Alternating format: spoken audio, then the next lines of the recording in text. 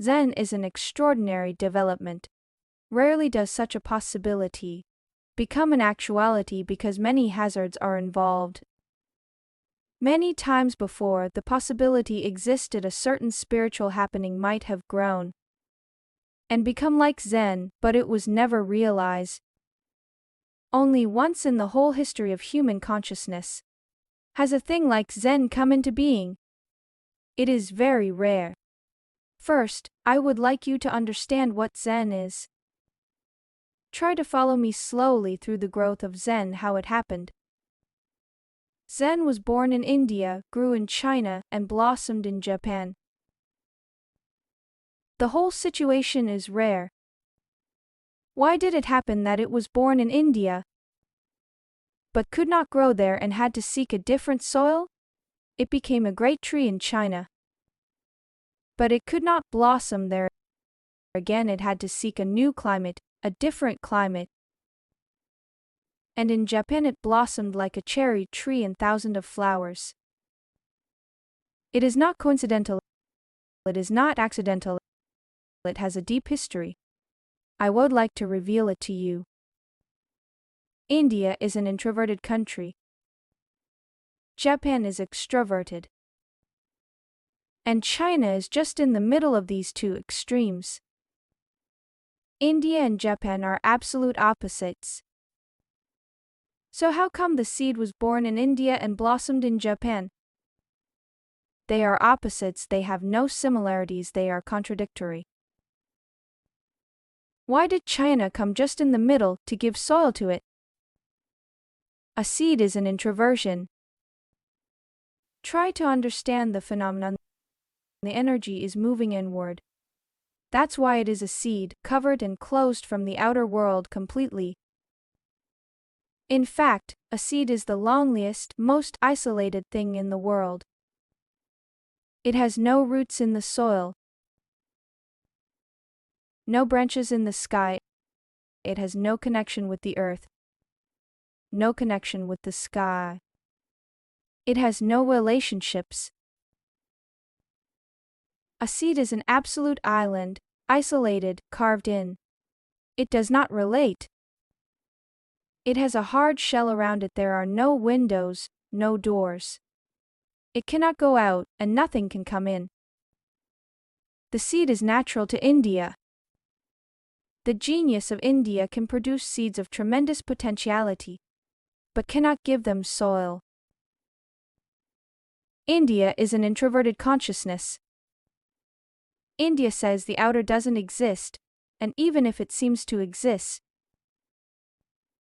it is made of the same stuff that dreams are made of. The whole genius of India has been in trying to discover how to escape from the outer, how to move to the inner cave of the heart, how to be centered in oneself, and how to realize that the whole world that exists outside consciousness is just a dream. At the most beautiful, at the worst a nightmare, whether beautiful or ugly, in reality, it is a dream, and one should not bother about it. One should awaken and forget the whole dream of the outer world. The whole effort of Buddha, Mahavira, Tilopa, Gorak, Kabir, their whole effort through the centuries has been to find out how to escape from the wheel of life and death, how to enclose yourself, how to completely cut yourself off from all relationships, how to be unrelated, detached, how to move in and to forget the outer. That's why Zen was born in India. Zen means the same as Diane, and is a Japanese change of this word. Diane is the whole effort of Indian consciousness, and means to be so alone, so into your own being, that not even a single thought exists. In fact, in English, there is no direct translation of the word. Contemplation is not the word.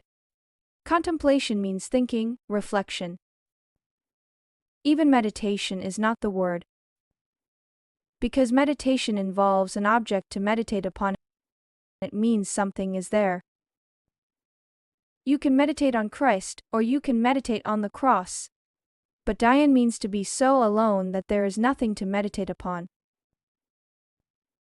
No object, just simple subjectivity exists. Consciousness without clouds, a pure sky. When the word reached China, it became Chen. When Chen reached Japan, it became Zen.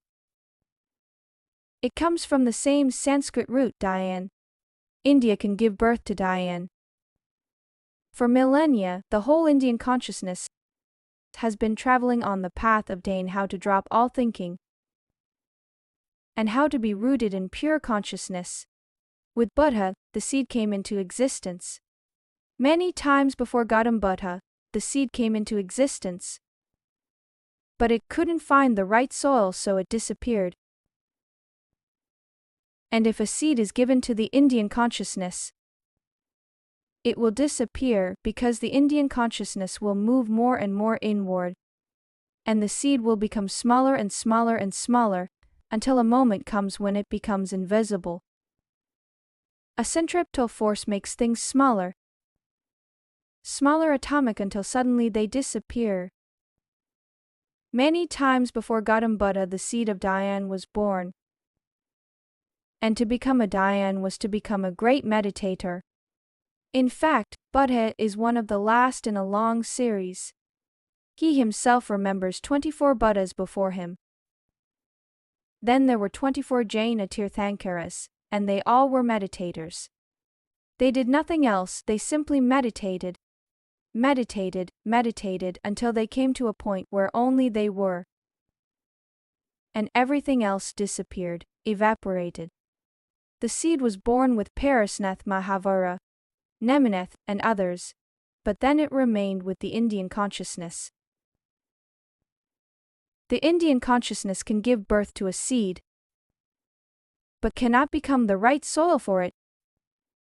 It goes on working in the same direction, and the seed becomes smaller and smaller, molecular, atomic, and disappears. That's how it happened with the Upanishads. That's how it happened with the Vedas. That's how it happened with Mahavira and all the others.